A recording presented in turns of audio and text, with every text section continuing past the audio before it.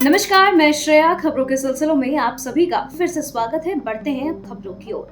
भारत पाकिस्तान के बीच cease fire पर सहमति, गोलीबारी और सैन्य कार्रवाई होगी बंद। भारत और पाकिस्तान के बीच बढ़ते तनाव के बीच एक अहम निर्णय लिया गया है। दोनों देशों के सैन्य संचालन महानिदेशकों यानी डीजीएमओज के बीच शनिवार को बातचीत हुई, जिसमें यह तय किया गया कि भारतीय समय अनुसार शाम 5 बजे से सभी प्रकार के सैन्य कार्रवाई, चाहे वह जमीन, हवा या समुद्र में हो, तत्काल प्रभाव से बंद कर दी जाएगी। इस फैसले को तुरंत लागू करने के आदेश दिए गए हैं। दोनों पक्ष 12 मई को दोपहर 12 बजे दोबारा बातचीत करेंगे।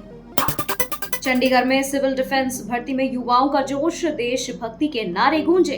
भारत पाकिस्तान तनाव के बीच चंडीगढ़ में सिविल डिफेंस वॉलंटियर की भर्ती के लिए युवाओं की भारी भीड़ उमड़ पड़ी। टैगोर थिएटर में जुटे सैकड़ों युवाओं ने वंदे मातरम और भारत माता की जय के नारे लगाए। भीड़ को देखते हुए प्रशासन ने उम्मीदवारों को सेक्टर 17 के तिरंगा पार्क में भेजा, जहां उन्हें आपातकालीन स्थिति में मदद के लिए प्रशिक्षण दिया जाएगा।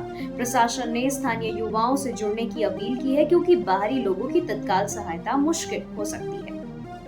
आतंकी हमले को अब माना जाएगा युद्ध। भारत का सख्त फैसला। लगातार हो रहे ड्रोन हमलों और सीमा पर बढ़ते तनाव को देखते हुए भारत सरकार ने बड़ा फैसला लिया है। सरकारी सूत्रों के मुताबिक अब यदि भारत पर कोई आतंकी हमला होता है तो इसे युद्ध की श्रेणी में रखा जाएगा और उसी स्तर की प्रक्रिया की जाएगी। यह निर्णय पाकिस्तान को स्पष्ट संदेश देने के रूप में देखा जा रहा है कि भारत अब हर हमले का निर्णायक जवाब देगा। पाकिस्तान की दोहरी नीति पर ओवैसी का हमला, इस्लाम को बनाया मुखौटा। एआईएमआईएम प्रमुख असदुद्दीन ओवैसी ने पाकिस्तान को कड़ी फटकार लगाई। उन्होंने कहा कि पाकिस्तान इस्लाम का इस्तेमाल अपने गुनाहों को छिपाने के लिए करता है। ओवैसी ने बताया कि भारत के 23 करोड़ मुसलमानों ने जिन्ना की 2 नेशन थ्योरी को नकारा और भारत को अपना देश माना। उन्होंने सवाल उठाया कि अगर पाकिस्तान इस्लाम के नाम पर कार्रवाई करता है तो फिर वह ईरान और अफगानिस्तान की सीमा पर बमबारी क्यों करता है। तनाव के बीच शांति का अपील, भारत को पहला कदम उठाना चाहिए। महबूबा मुफ्ती, जम्मू कश्मीर की पूर्व मुख्यमंत्री और पीडीपी प्रमुख महबूबा मुफ्ती ने कहा कि भारत को उपमहाद्वीप में शांति के लिए पहल करनी चाहिए।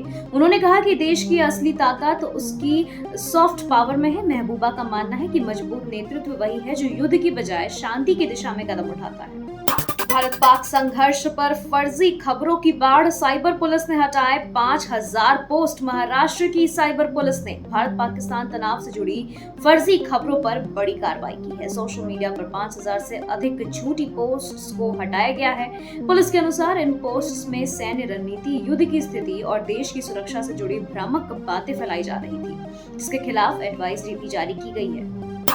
देश में सुरक्षा अलर्ट, पुलिसकर्मियों की छुट्टियां रद्द। कर्नाटक सरकार ने बढ़ती सुरक्षा चुनौतियों को देखते हुए राज्य के सभी पुलिसकर्मियों की छुट्टियां अगले आदेश तक रद्द कर दी है। गृह मंत्री जी परमेश्वर ने कहा कि राज्य सरकार किसी भी आपात स्थिति से निपटने के लिए पूरी तरीके से तैयार है और तैयार रहनी चाहती है।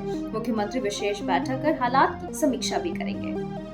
ऑपरेशन सिंदूर की तारीफ में शशि थरूर बोले, खून और सिंदूर का रंगे। कांग्रेस नेता शशि थरूर ने भारतीय सेना के ऑपरेशन सिंदूर की जमकर तारीफ की। उन्होंने एक टीवी इंटरव्यू में कहा कि यह ऑपरेशन सिर्फ सैन्य कार्रवाई नहीं बल्कि भावनात्मक संदेश भी है। उन्होंने एक नवविवाहिता की तस्वीर का जिक्र किया जो अपने शहीद पति के शव के पास बैठी थी। थरूर ने कहा कि इस ऑपरेशन का नाम सिंदूर उन सभी पत्नियों के सम्मान में है जिनके पति देश के लिए शहीद हो गए।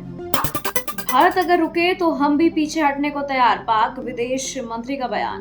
पाकिस्तान के विदेश मंत्री इशाक डार ने कहा कि यदि भारत आगे कोई हमला नहीं करता तो पाकिस्तान भी सैन्य कार्रवाई रोकने पर विचार कर सकता है। उन्होंने यह भी स्पष्ट किया कि अगर भारत ने हमला किया तो जवाब जरूर दिया जाएगा।